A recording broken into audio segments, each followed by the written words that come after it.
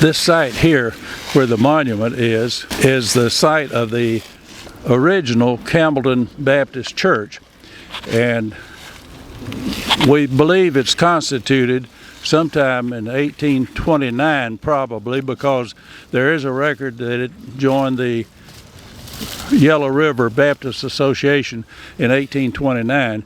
So the old building stood here. Probably was a log building. We don't know for sure how long the log building lasted, but after the Civil War, we have a written account of a lady that went to the church here when she was young, and she wrote in about 1880 that she sat on the benches in the church and could see the holes in the wall where the cannon fire from the Yankees fired across here. The river's right down here, and when Sherman was trying to take Atlanta, he sent his forces down this river, and they trying to find a place to cross and go cut the railroads behind Atlanta, and so they attempted to cross at Campbell, but the Campbell forces had a cannon set up over here on the hill, and they exchanged cannon fire, and so Sherman's forces decided they'd move on down the river and cross further on down, which they did, and went to Palmetto and cut the railroads there and on around behind Atlanta. But this is cemeteries. The cemetery here has contained some of the early settlers in Campbell County, going back to 1828 date, and some of them are pretty prominent people as far as the county is concerned.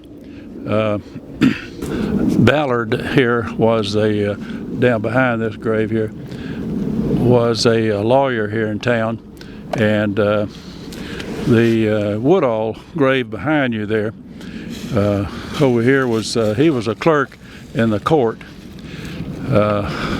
serving the county.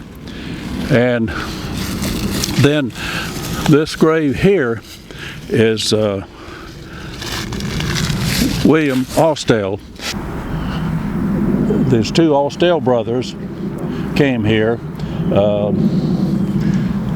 William and but anyway, they were in business here. They had a store. They had lawyers, and 1,500 people lived in the corporate area here of Campbellton, and so they were in business here. Well, Alfred was the one I was trying to think about. Alfred. He leaves before the Civil War and goes to Atlanta. Left his brother here, and his brother was younger. And Alfred goes in business with a partner over there, and they're in the banking business. And the Civil War wipes them out in 1861 to 1865. So after the war, Alfred starts his own bank in Atlanta. It's called the First National Bank of Atlanta.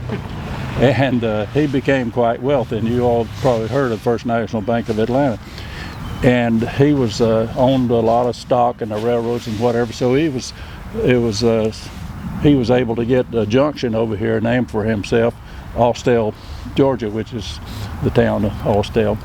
And William died early, and so he's buried down here in this cemetery. And I suppose, since William is here and he buried there, that Alfred may have been a participant in the Baptist church here at the time, because his brother was buried in the Baptist cemetery. So that's just one of those. Woodalls down here was he was a clerk of the court or something of that matter in the courthouse here, and then there's a lawyer named Bullard is also buried here, and the Cantrell family. All of these were quite well-to-do families, and the site where the building was is down there. You can see the ground. There's nothing left except a rock wall that goes around it, and I'm not sure the significance of that wall, whether it was underpinning or whether it was just decoration or what, but it's still there. And unfortunately, over the years, after the war, about 1880 or 85, Campbell church decided that they'd be better off suited over here. So they moved over here at the site of the original courthouse, is where that church building was over there. It was a wooden structure, which they later built a brick structure on this side of the street over there. And they abandoned this cemetery and started a new cemetery. And I mean, when I say abandoned, it probably was, later on it was abandoned, because it grew up and is just a jungle in there for years. Well, about 12 years ago, there's a group came up and cleaned off the cemetery and got it in pretty good shape. And that was 12 years, and it's grown up again. So until last summer, and with the help of one or two others, we started working on it, and we've got it about 85% cleaned up. So if I live long enough, I hope we get it cleaned up this summer and back in good shape, and sow grass on it and fix it so someday when Chad Hills decide, yeah, we'll take that cemetery into our property, it'll be in a situation where it can be easily maintained. Just maybe a mowing occasionally. Awesome. Because I do intend to put grass on it. I use Roundup, kill everything so far, and I still got some. This is now where we will add a shameless plug for everyone who is not a member of Old Campbell County Historical Society. See Lila Ryan to become a member of Old Campbell County Historical Society for only $45. Exactly. And I brought sample newsletters today for everyone. I apologize. We're in the process of updating our membership forms for 2025, but contact information is in our newsletter.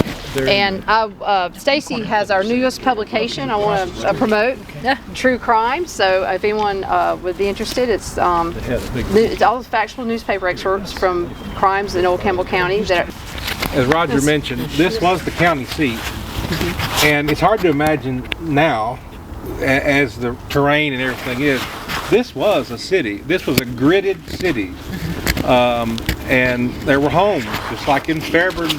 This was gridded. You can't tell it now, but this is the last original standing home in what was Campbell County, or Campbellton. A lot of the homes that were here, when the railroad moved to Fairburn and the county seat moved to Fairburn, people dismantled their homes and moved them to Fairburn, so they're still standing in Fairburn today. Right. This is the last remaining dwelling standing, built in its original location.